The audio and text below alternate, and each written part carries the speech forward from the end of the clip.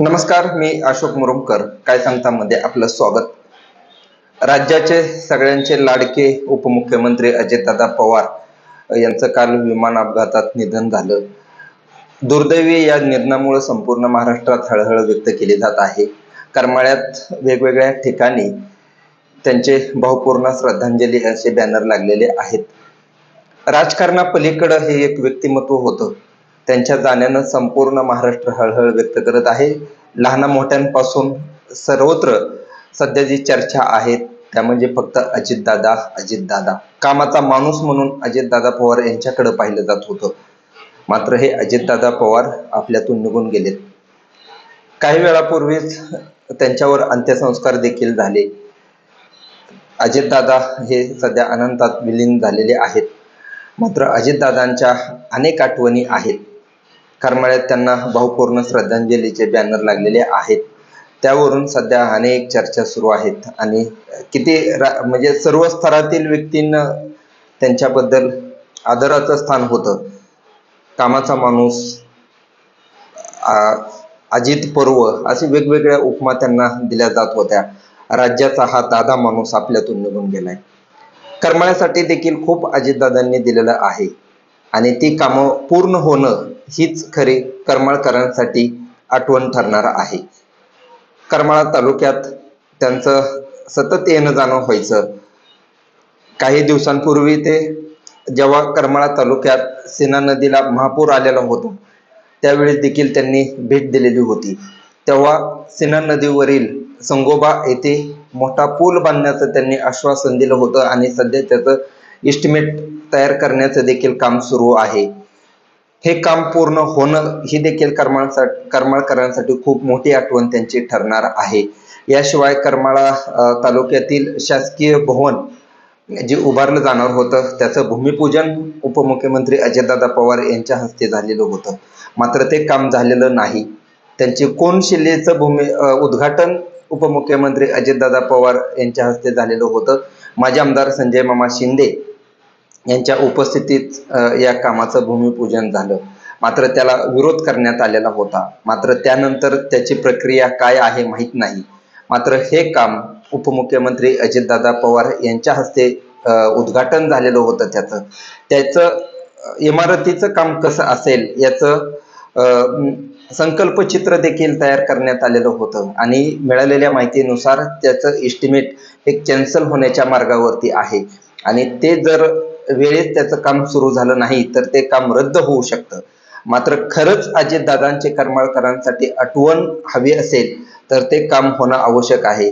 सर्वसामान्य व्यक्तींच्या मनात उपमुख्यमंत्री अजितदादा पवार यांनी स्थान निर्माण केलेलं होतं. श्रेयवादातून हे काम बंद पडतंय की काय अशी देखील सध्या शक्यता वर्तवली जात आहे. मात्र हे काम सुरू होणं ही खरी करमाळकरांसाठी आठवण ठरेल. करमाळा तालुक्यात कोगाव ते शिरसोडी या पुलाचं भूमिपूजन उपमुख्यमंत्री अजितदादा पवार यांच्या हस्ते झालेलं होतं. या पुलाचं काम सध्या सुरू आहे. याबरोबर डिकसळ पुलाचं देखील काम सुरू आहे. यानंतर करमाळा येथील शासकीय दवाखाना म्हणजे करमाळा उप जिल्हा रुग्णालय याच्या कामासाठी देखील उपमुख्यमंत्री अजितदादा पवार यांनी निधी दिला होता. करमाळ्यात जेव्हा ते आले होते त्यावेळेस त्यांनी करमाळा तालुक्यासाठी 3,500 कोटींचा विकास निधी दिला असं त्यांनी सांगितलेलं होतं. त्यातील काही कामं सुरू आहेत. श्यामचा रस्ता ते देखील रस्त्याचं भूमिपूजन उपमुख्यमंत्री अजितदादा पवार यांच्या हस्ते झालेलं होतं. ते काम सध्या सुरू आहे. मात्र जी कामं अजून सुरू झाली नाहीत त्यांनी भूमिपूजन केलं होतं ते कामं देखील सुरू होणं आवश्यक आहे आणि तीच खरी उपमुख्यमंत्री अजितदादा पवार यांना श्रद्धांजली ठरेल आणि तेच खरं आठवण देखील त्यांची ठरेल. कारण अजितदादा पवार हे सतत नेहमी म्हणायचे मी कामाचा माणूस आहे. राजकारणापलीकडे त्यांनी कामं केलेली आहेत. जातीपातीच्या पलीकडे जाऊन त्यांनी कामं केलेली आहेत आणि करमाळ्यात येऊन त्यांच्या हस्ते जी भूमिपूजन झाली, करमाळकरांसाठी त्यांनी जो निधी दिला त्याच्यातील काही कामं जी बंद आहेत ते कामं देखील लवकर मार्गी लागणं आवश्यक आहे.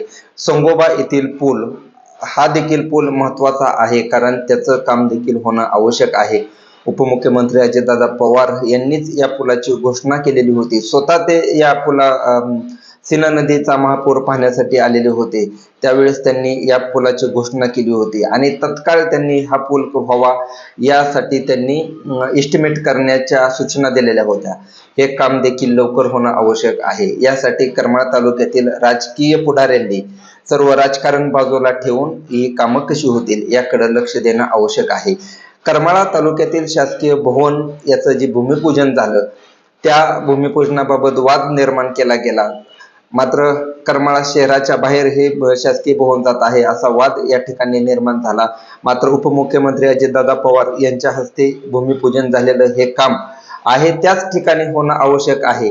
आणि जर काम दुसऱ्याच ठिकाणी करायचं होतं तर एवढे दिवस त्यांनी का केलं नाही, नवीन जागा का त्यांनी सुचवली नाही, हे देखील अनेक प्रश्न आहेत. फक्त राजकारणासाठी कोणत्याही कामाला विरोध करणं हे सूचित ठरणार नाही. हे किंवा करमाळा तालुक्याच्या राजकारणाला देखील वेगळी दिशा द्यायची असेल तर आहे हे काम आहे या ठिकाणीच होणं आवश्यक आहे.